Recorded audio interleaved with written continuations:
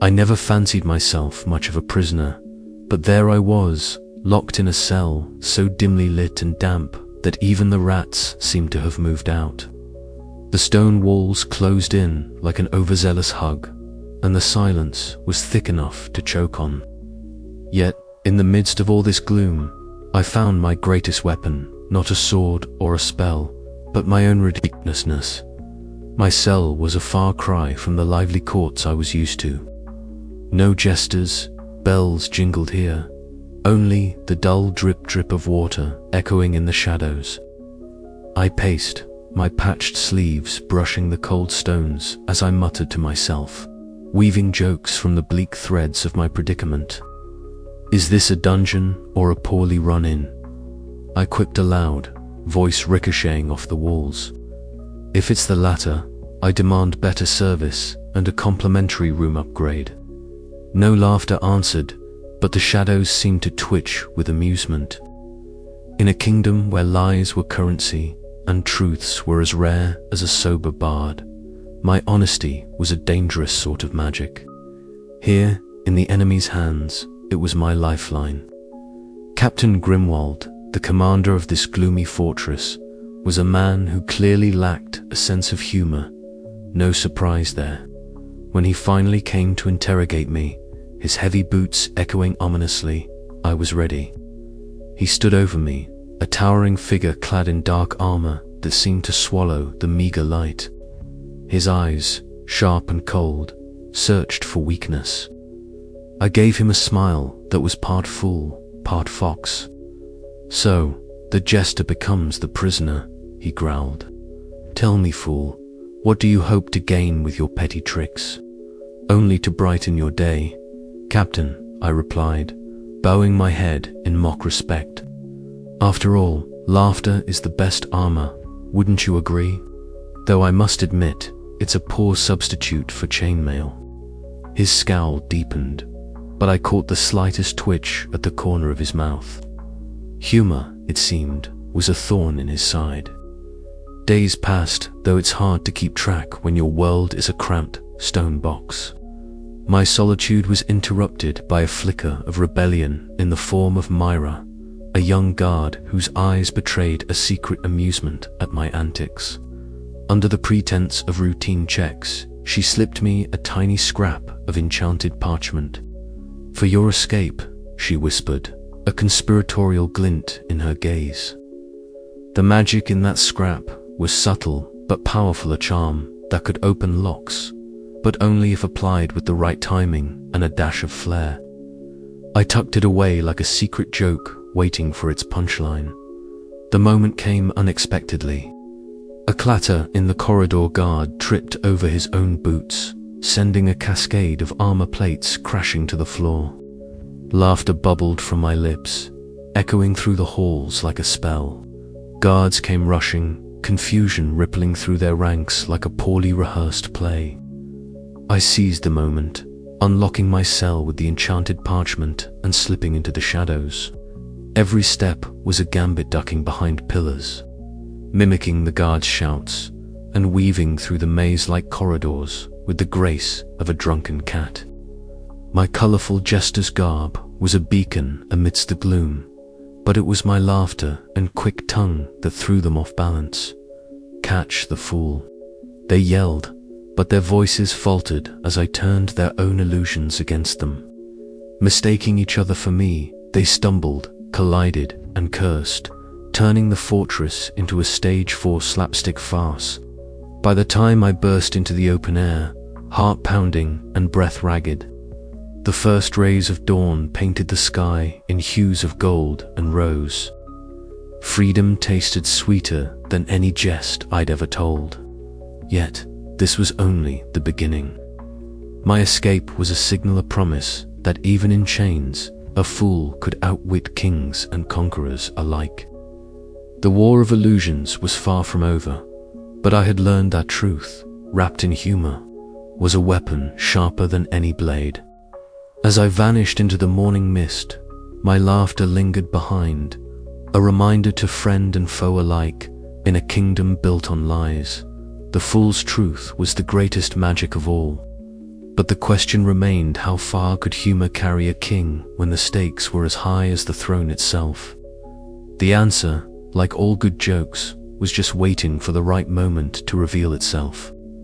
The morning mist curled like a lazy serpent through the dense forest, wrapping the ragtag army in a damp, chilly embrace that seemed to slow time itself. Jasper, the jester turned king, stood at the forefront of the motley procession. His motley clothes, a splash of irreverent color against the muted greens and browns of the wild. His bells jingled softly with every cautious step, a subtle reminder to all that even in the gravest moments, a fool's heart could still beat with courage. Behind him shuffled the army of idiots, each one a patchwork of quirks and oddities.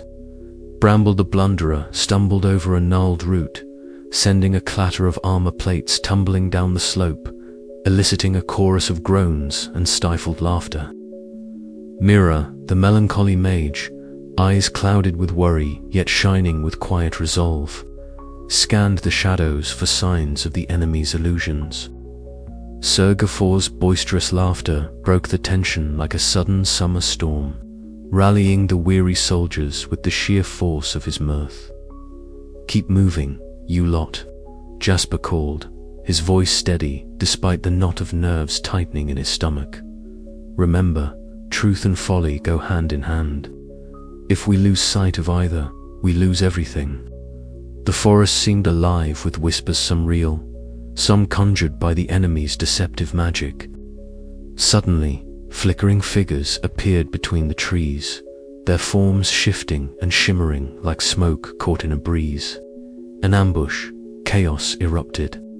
Soldiers shouted, weapons clanged, and the ground trembled with the stampede of frightened horses and panicked feet. But Jasper's voice cut through the din, sharp and clear. "Laugh at their tricks. They feed on fear, and laughter starves them." He brandished his scepter, not as a weapon, but as a conductor's baton, orchestrating a symphony of absurdity. Sir Gafor charged, his laughter booming like thunder, disorienting the illusionary foes. Bramble, despite tripping over his own feet, managed to trip an enemy into a puddle of enchanted mud. Myra's spells, laced with a touch of melancholy and fierce determination, dispelled the shimmering deceits one by one. Victory, however small, tasted sweet.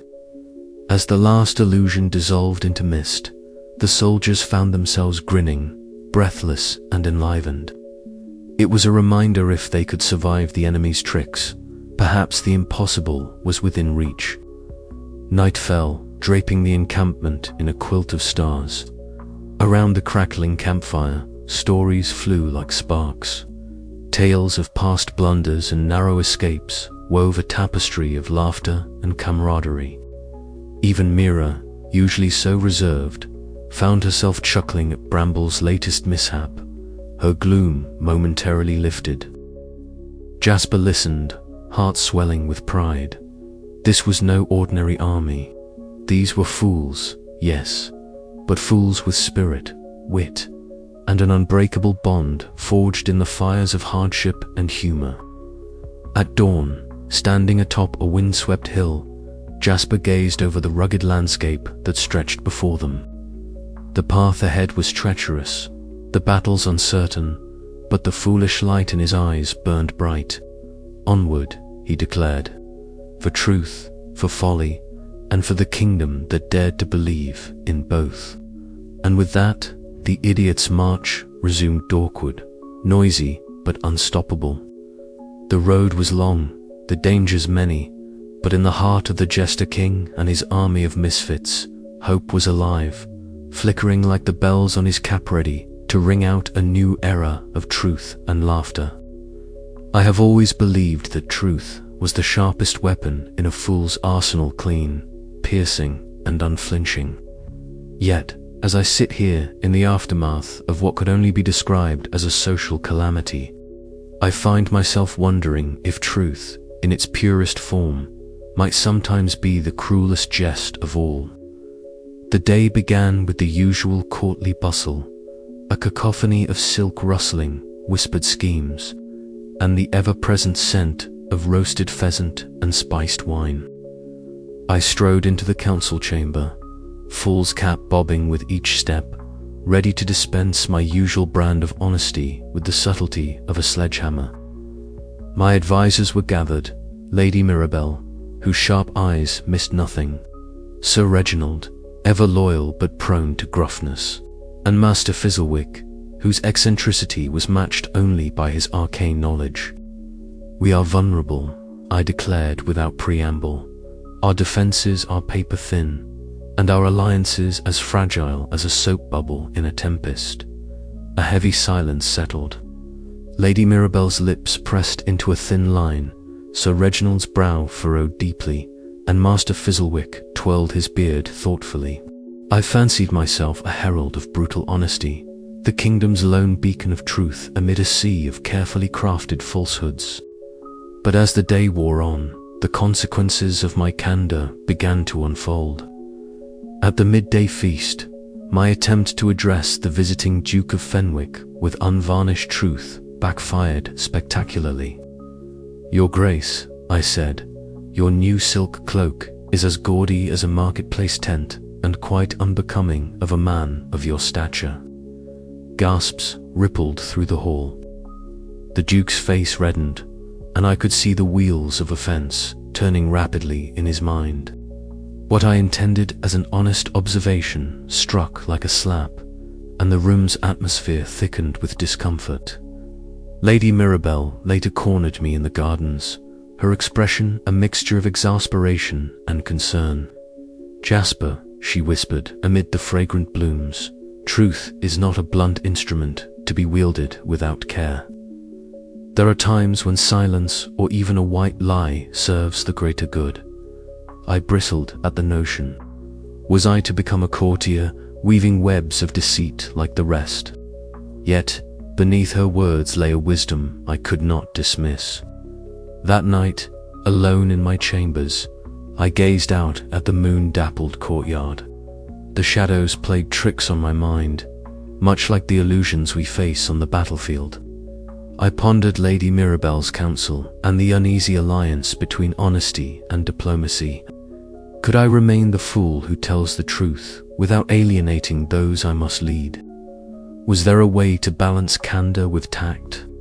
To forge a path that honored my nature yet secured the kingdom's fragile peace? The dawn brought no easy answers, only the resolve to try.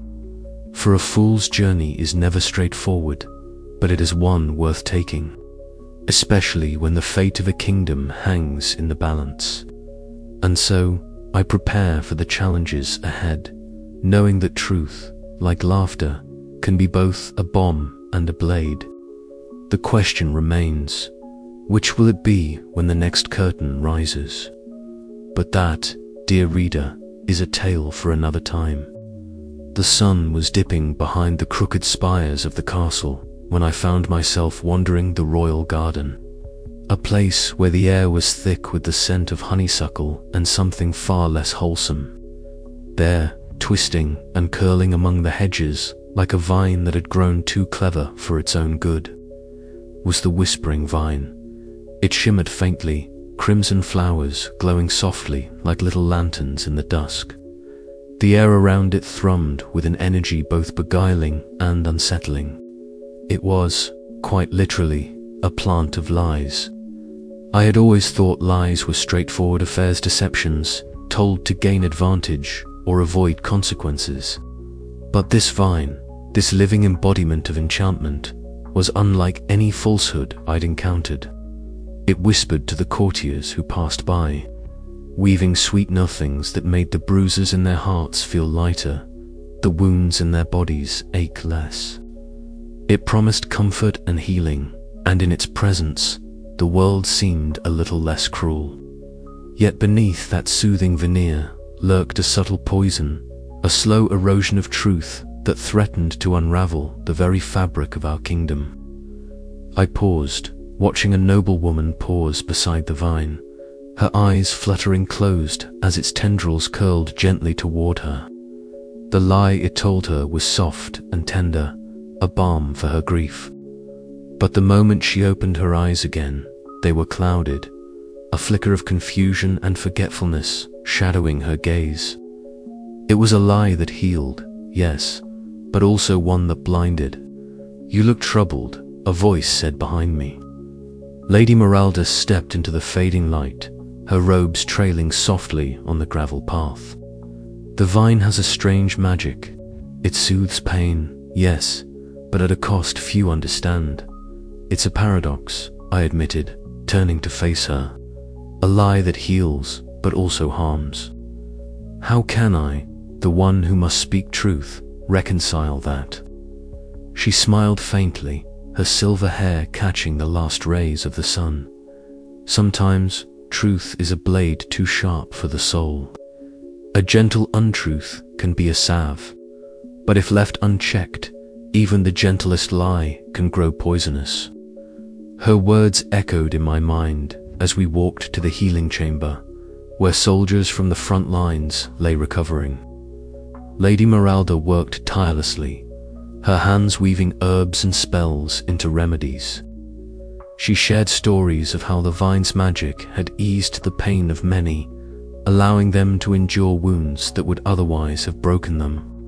Yet, as I watched, I noticed the subtle shadows beneath their eyes, the flickers of uncertainty in their smiles. The vine's enchantment was a double-edged sword, and the kingdom was caught in its thorns. Back at the council chamber, the tension was palpable. Sir Bumblescratch, ever earnest and clumsy, stumbled over his words while trying to report strange behaviors among the court. "It's as if the truth slips away when that vine's near," he said, his voice cracking. "People forget what's real and what's not." The room erupted into nervous murmurs. The idea that a plant could wield such power was absurd, yet undeniable. I realized this enchanted lie was not merely a deception, but a force that shaped our reality and emotions in ways we had not anticipated. Determined to confront this threat, I returned to the garden under the cloak of night. The moonlight bathed the whispering vine in a silvery glow, its flowers pulsing gently like a heartbeat. I spoke to it not with anger or command, but with questions born of bewilderment and hope. "Why do you lie to heal? What do you gain by twisting truth?" I asked. The vine responded, not in words, but in a surge of images and feelings, kaleidoscope of sorrow, longing, and desperation. It was born from the kingdom's collective need to soften harsh realities, to protect its people from unbearable truths. Yet its magic was a dangerous gift, for in healing, it also enslaved. The lie, no matter how gentle, shaped minds and hearts, making them dependent on illusion rather than reality. I stood there, caught between my oath to truth and the undeniable mercy the vine's lies offered. Could I destroy this enchantment and risk tearing away the comfort it provided? Or should I allow the kingdom to live in a delicate balance of truth and deception, knowing that both could wound or heal? The night air was thick with magic and moral complexity as I pondered the path forward. In the kingdom where only the jester told the truth, I faced the greatest paradox of all, that some lies might be too precious to abandon, even as they threatened to unravel everything we held dear. And so, with a heavy heart and the weight of a fool's crown upon my head, I prepared to choose a choice that would redefine truth, lies, and the fate of a kingdom built on both. But as the first light of dawn crept over the horizon, I knew one thing for certain. The enchanted lie was not just a threat to be vanquished, but a mirror reflecting the very soul of our world, and in that reflection, the jester must find his way. The game of truth and illusion was far from over, and the next move belonged to me. It was a peculiar morning in the kingdom when the court buzzed louder than a beehive shaken by a clumsy child. Rumors, like wildfire on a dry summer day, had ignited a particularly nasty whisper campaign. The Jestius, the very fool who had stumbled upon the throne, was but a puppet.